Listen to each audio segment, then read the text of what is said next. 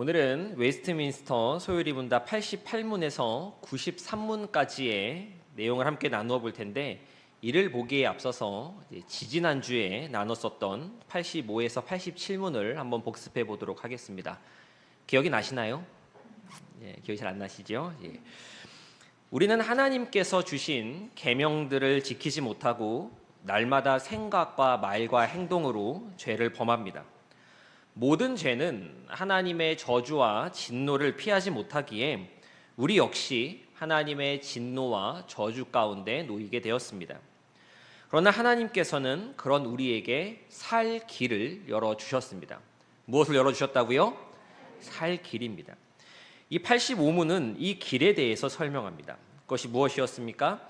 예수 그리스도를 믿을 것과 생명에 이르는 회개와 그리스도께서 구속의 은덕을 전달하시는 모든 외적 방편을 힘써 사용하는 것, 그것이었습니다. 86문은 예수 그리스도를 믿는다는 것은 무엇인지를 설명했고, 이어지는 87문에서는 생명에 이르는 회개가 무엇인지를 알려주었습니다. 이 믿음과 회개는 둘 다 구원의 은혜, 구원하는 은혜였습니다. 하나님께서 선물로 주신 것이며 우리 안에서 그 어떠한 근거도 찾을 수 없다라고 하는 것을 우리가 되짚어 보았습니다. 이제 오늘 우리가 나누게 될 이 88문 이하에서는 먼저 그리스도께서 우리에게 구속의 은덕을 전달하시는 외적이고 통상적인 방편, 즉 은혜의 방편을 살펴보게 될 것입니다. 이제 하나님께서 우리를 위하여 마련해 주신 이 내용을 함께 나눠보도록 하겠습니다. 우리 교재 182쪽 88문 보도록 하겠습니다. 제가 먼저 읽겠습니다. 그리스도께서 우리에게 구속의 은덕을 전달하시는 외적이고 통상적인 방편은 무엇입니까? 그리스도께서 그분의 교회에 그분의 중보의 은덕을 전달하는 외적이고 통상적인 방편들은 그분의 모든 규례들, 특히 말씀과 성례와 기도입니다. 이 모든 것은 피택자들이 구원을 받는 데 효력 있게 합니다. 우리 단문에 표시를 해보겠습니다. 밑줄을 그어주시는데, 외적이고 통상적인 방편, 여기에 먼저 밑줄을 그어주시면 좋겠습니다. 외적이고 통상적인 방편. 이어서 네모 표시를 해보겠습니다. 말씀, 성례, 기도입니다. 말씀, 성례, 기도. 딱 봐도 중요해 보이죠? 말씀, 성례, 기도에 네모 표시를 해주시면 되겠습니다. 말씀, 성례, 기도 이 세 가지를 가리켜서 은혜의 방편, 은혜의 수단이라고 합니다. 우리 한번 따라해 보겠습니다. 은혜의 방편, 은혜의 수단, 말씀, 성례, 기도. 이것은 기억하시면 좋습니다. 은혜의 방편입니다. 이 모든 것들은 구원을 위해 택자들에게 효과적입니다. 근데 이 셋 중에 말씀과 성례, 기도가 모두 중요한데 이 셋 중에 으뜸이 있습니다. 으뜸. 무엇이 으뜸일까요? 말씀입니다. 말씀. 이 말씀에다가 별표 하나 그려주세요. 네모를 그리셨을 텐데 그 위에다가 별표 하나 해주시면 좋겠습니다. 왜 말씀을 으뜸으로 이야기하는가라고 하면, 성례는 보이는 말씀입니다. 담임 목사님께서 성례 집례하실 때 말씀하시죠. 보이는 말씀이라고 이야기를 하시고, 기도라고 하는 것은 하나님의 말씀에 드러난 하나님의 뜻을 구하는 것이 기도입니다.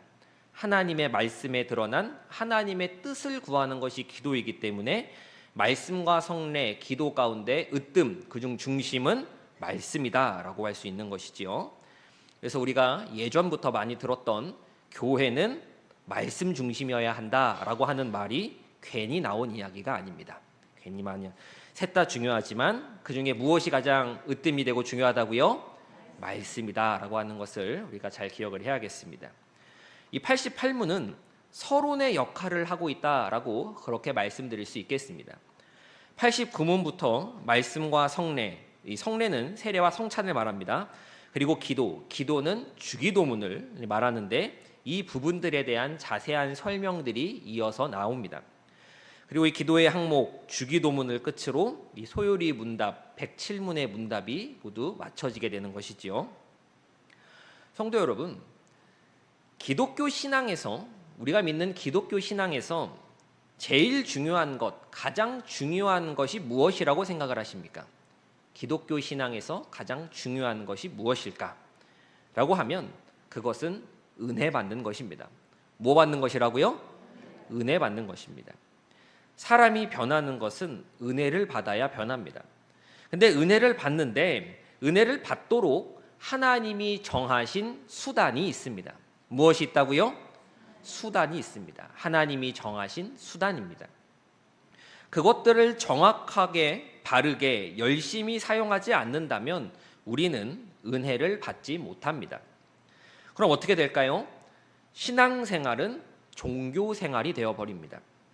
경건해지지도 못하고 거룩해지지도 못하며 그리스도를 닮아가지도 못하게 됩니다. 그래서 우리는 이 은혜 받는 것에 대해서, 은혜를 받는 이 은혜의 방편, 은혜의 수단에 대해서 잘 보아야 하고 잘 알아야 하는 것입니다. 하나님께서 우리에게 은혜를 주시는 방편, 이 수단은 말씀과 성례와 기도입니다.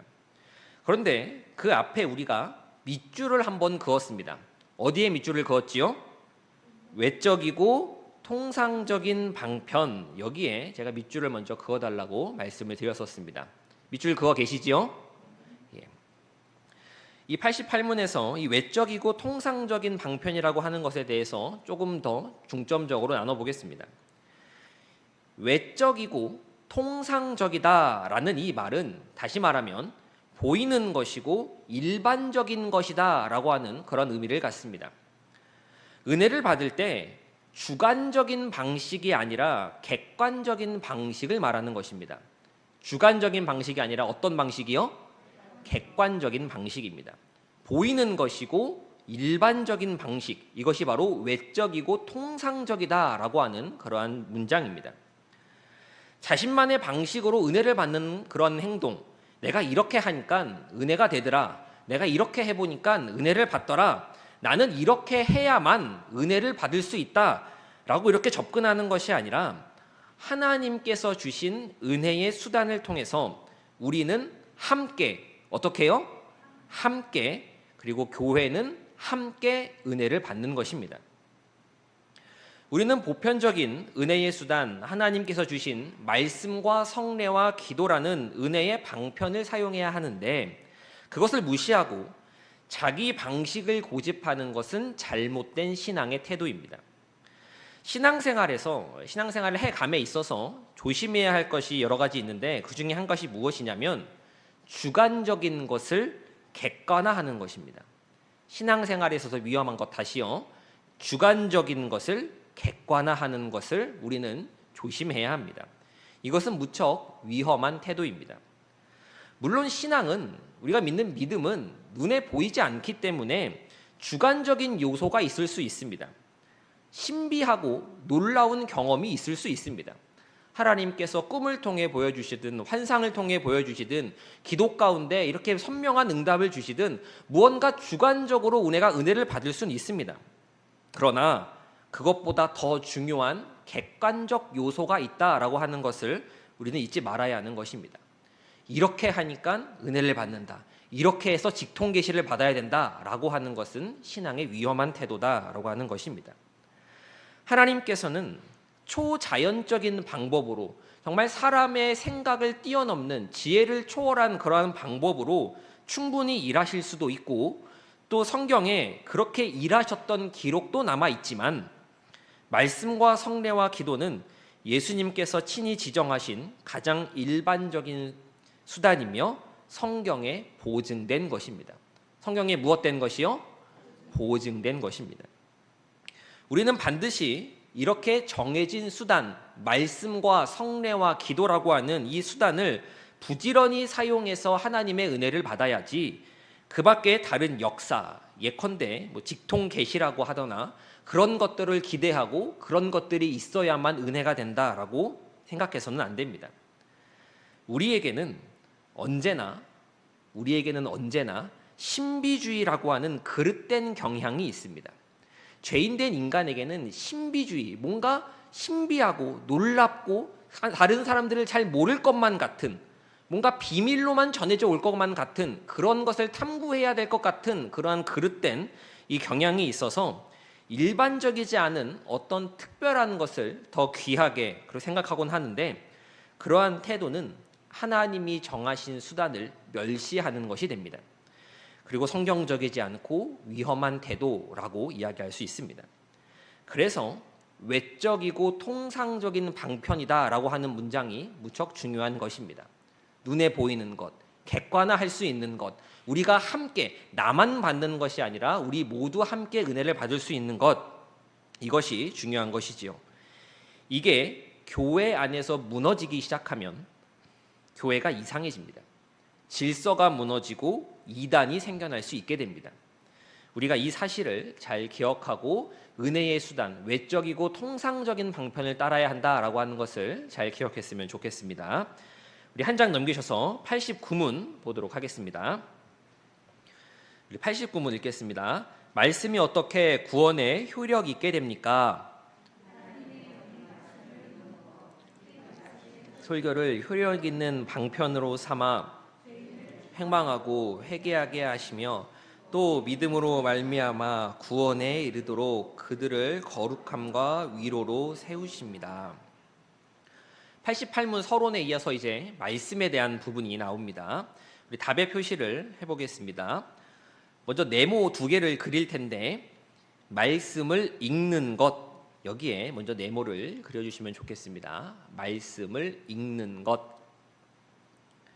그리고 이어서 말씀의 설교, 이 부분에 해주시면 되겠습니다. 말씀을 읽는 것, 말씀의 설교, 이렇게 두 부분에 네모 표시를 해주시면 되겠습니다.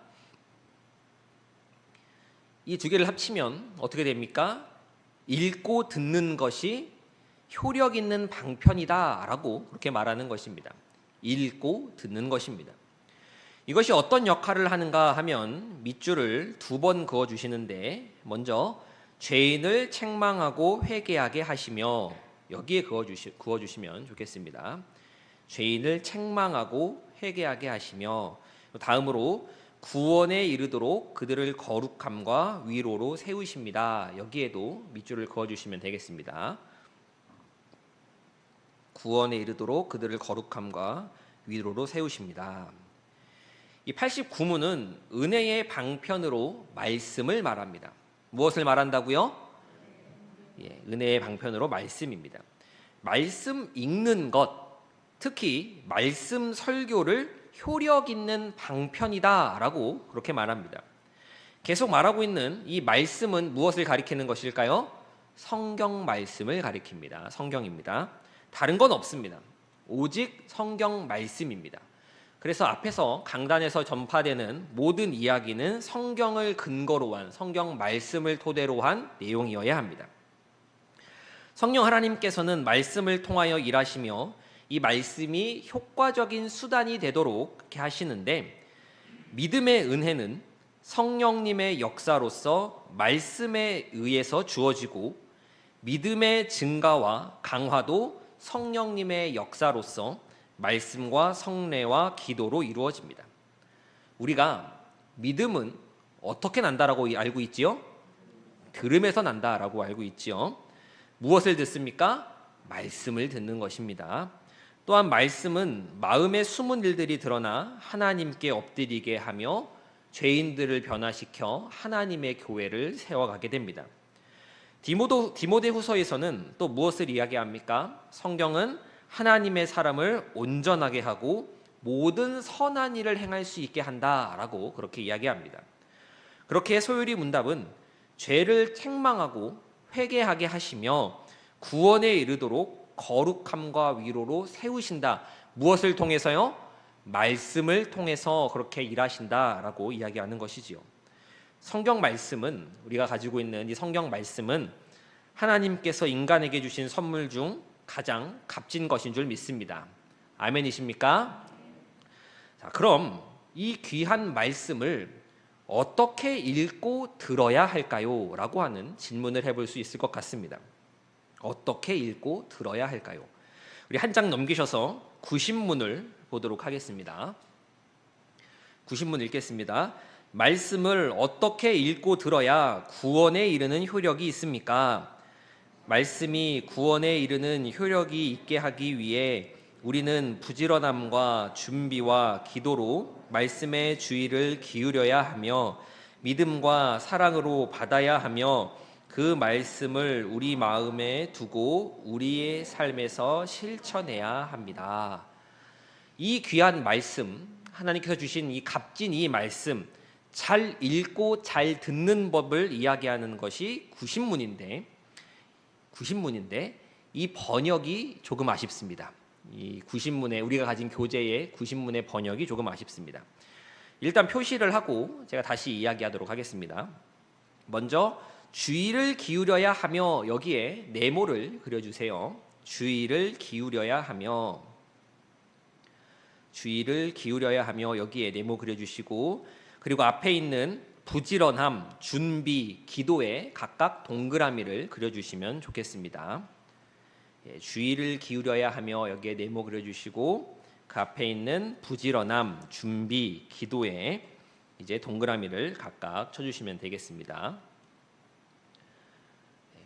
제가 왜 이 구신문의 번역이 좀 아쉽다라고 말씀드린 것이냐면 이 영어 원문은 영어지 않습니까? 영어인데 이 영어를 해석하는 것에 있어서 표현이나 어순이 본래의 의미를 제대로 살리지 못하고 있는 부분이 있다라고 여겨지기 때문에 그렇습니다.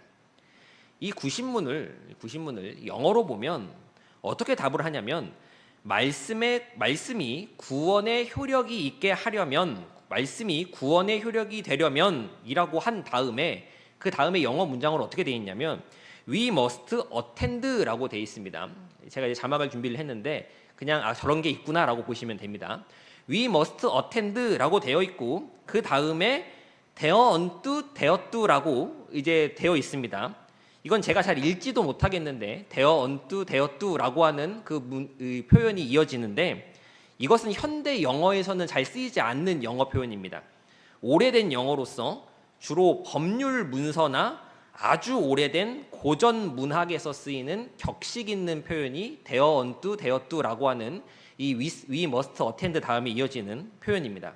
이게 무슨 뜻이냐면 뒤에 제가 스러시를 그려놨죠. 무슨 뜻이냐면 거기에, 그곳에 라고 하는 뜻입니다. 되었두가 그곳에, 거기에 라고 하는 뜻입니다.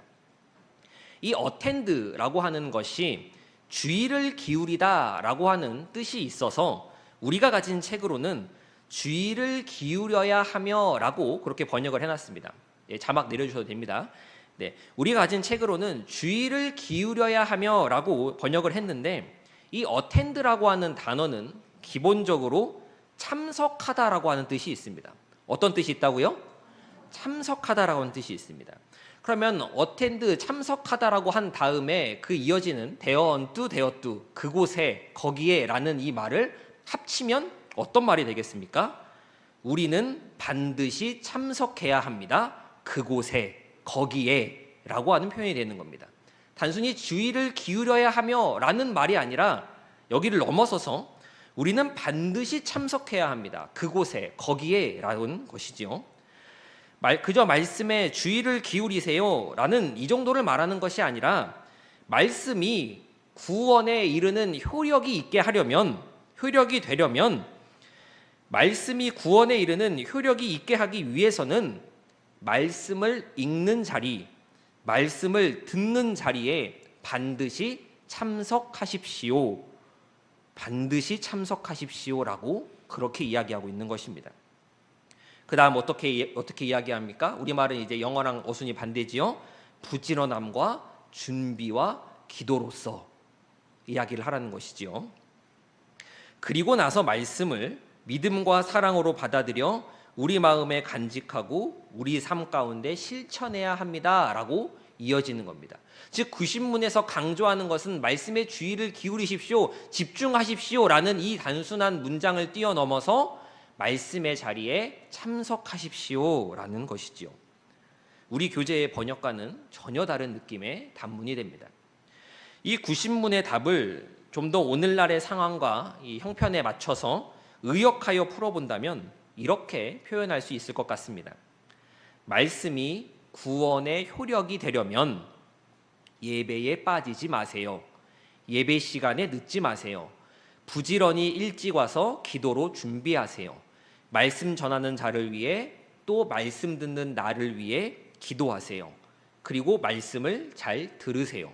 잘 듣고 잘 받고 잊지 말고 삶에서 실천하세요. 라고 하는 이야기를 구신문이 하고 있다라고 하는 것이지요.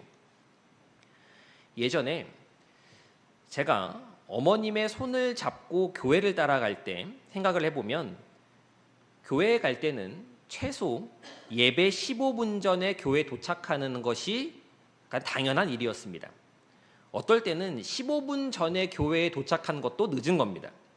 가보면 어머니 손을 잡고 그렇게 교회에 가보면 나이 지긋하신 권사님들, 흰머리가 많으신 그런 권사님들께서 30분 전, 1시간 전부터 와서 예배를 위해 기도하고 계셨습니다.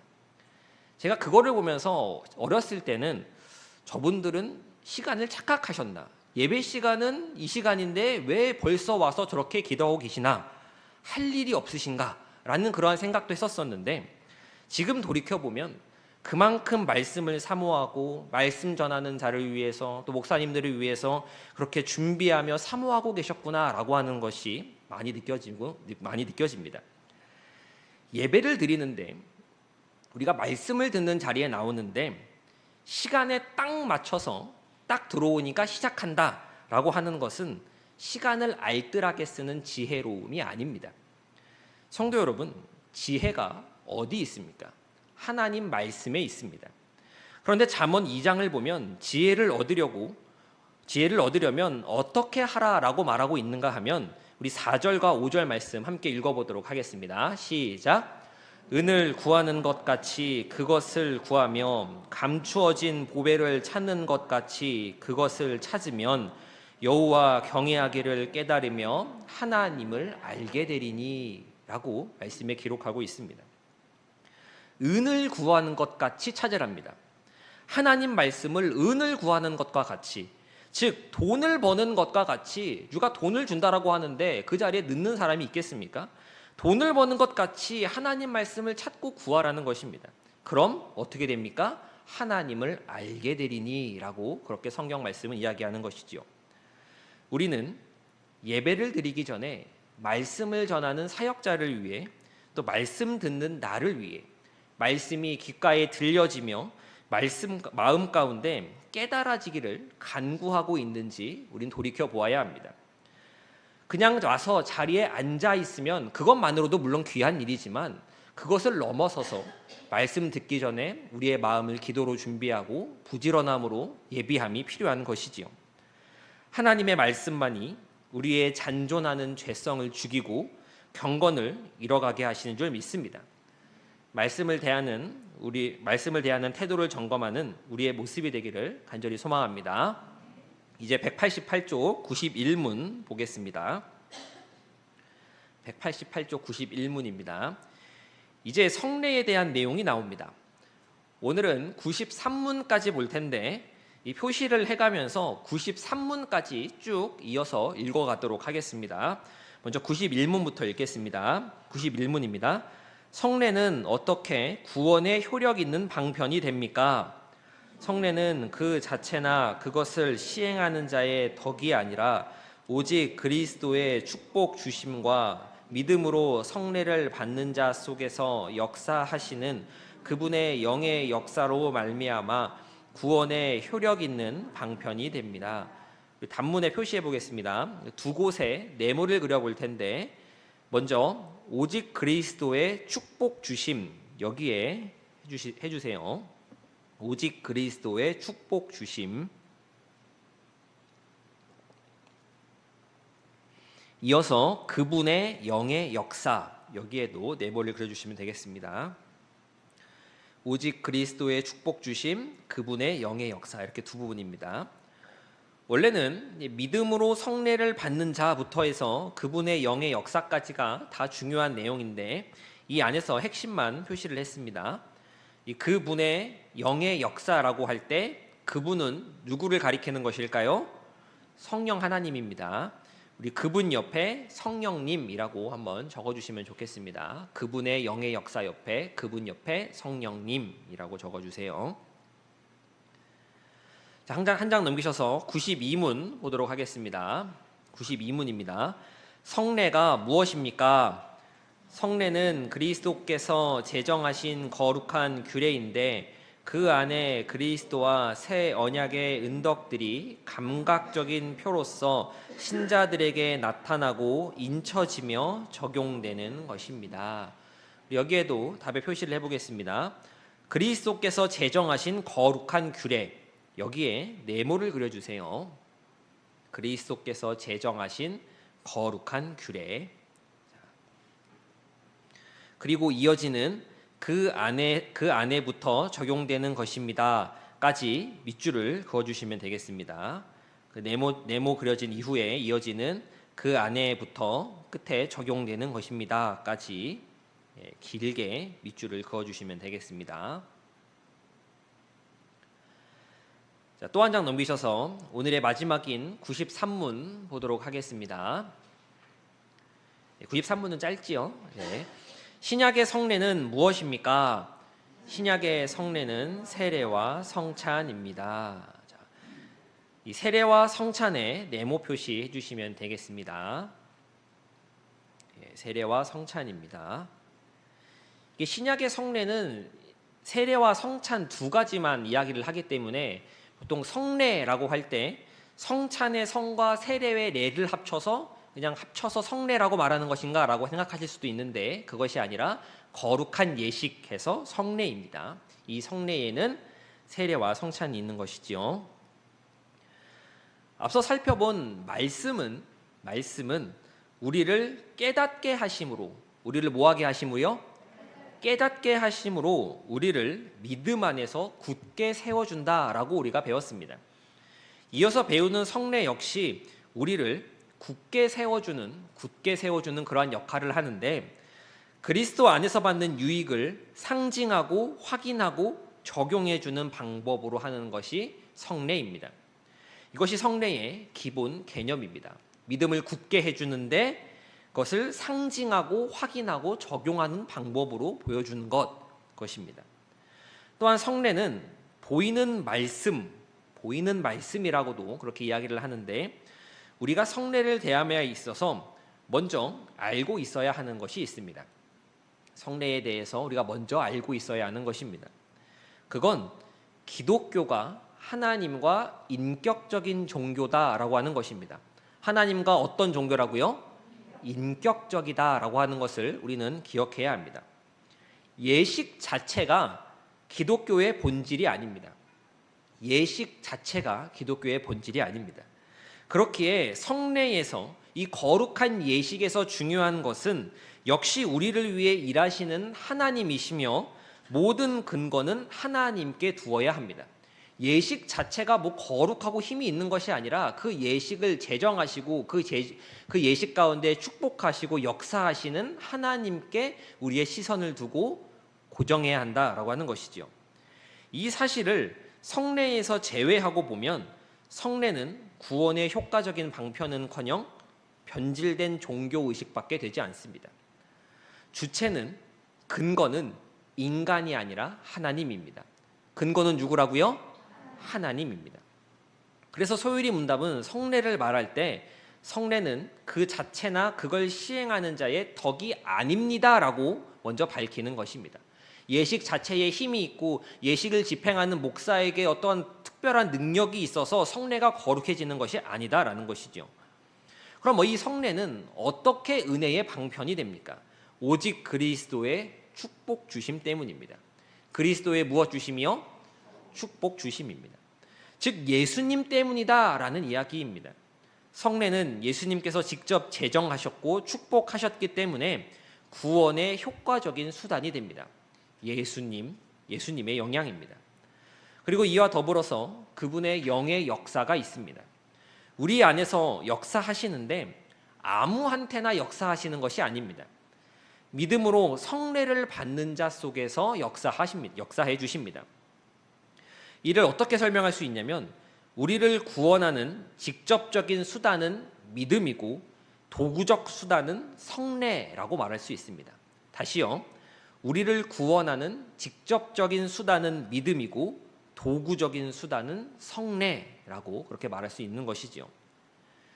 우리가 웨스트민스터 소요리 문답을 공부하고 있지만 이와 함께 더불어서 많이 공부하는 것이 이제 하이델베르크 요리 문답입니다. 이 하이델베르크 요리 문답을 이제 기록한 자카리아스 우르시누스라고 하는 분이 계신데 이 분이 성례에 대해서 이러한 설명을 하셨습니다. 함께 화면을 보시면서 함께 읽어보도록 하겠습니다. 시작.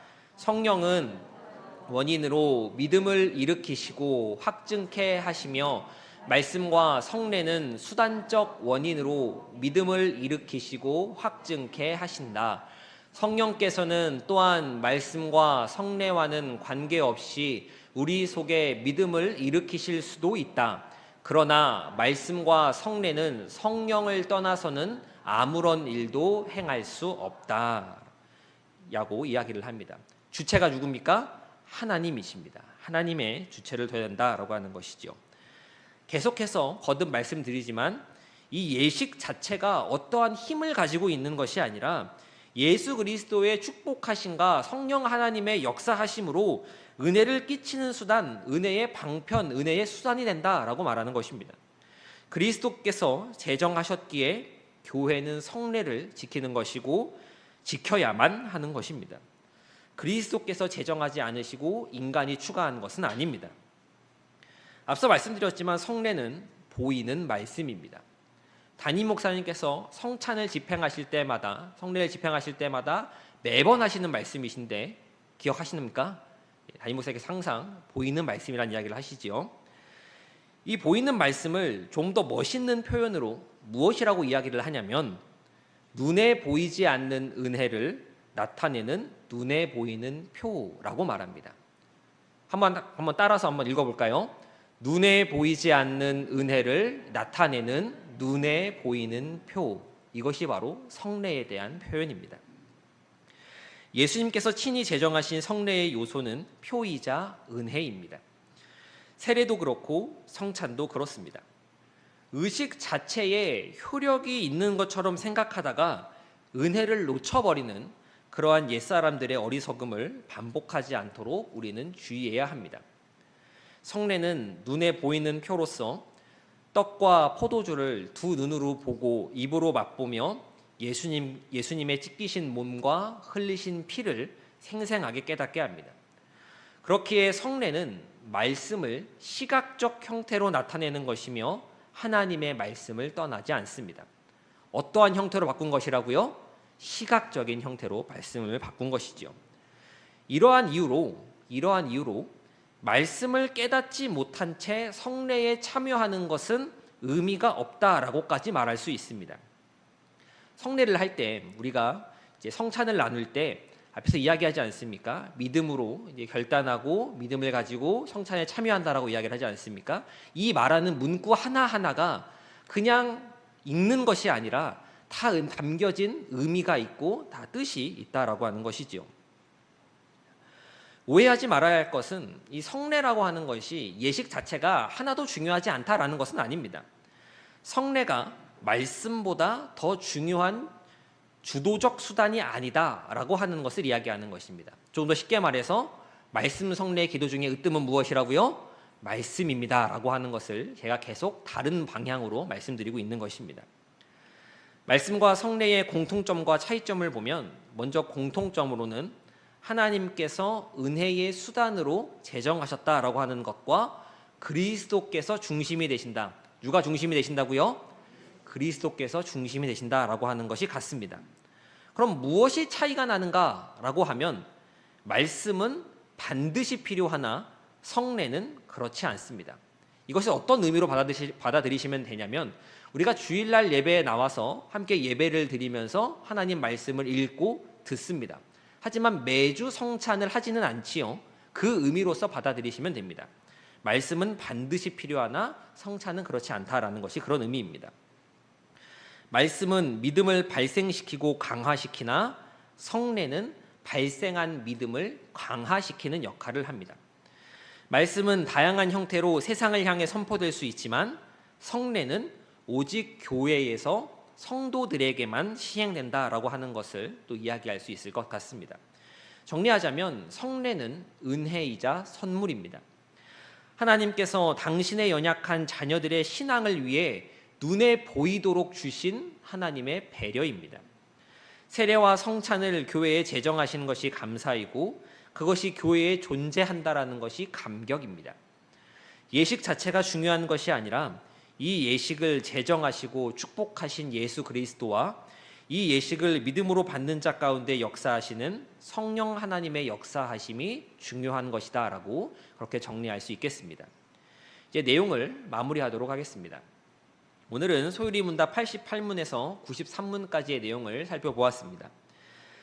지지난주 믿음과 회개에 이어서 은혜의 방편에 대한 내용이었는데 그리스도께서 우리에게 구속의 은덕을 전달하시는 외적이고 통상적인 방편은 세 가지였습니다. 세 가지가 무엇이었지요?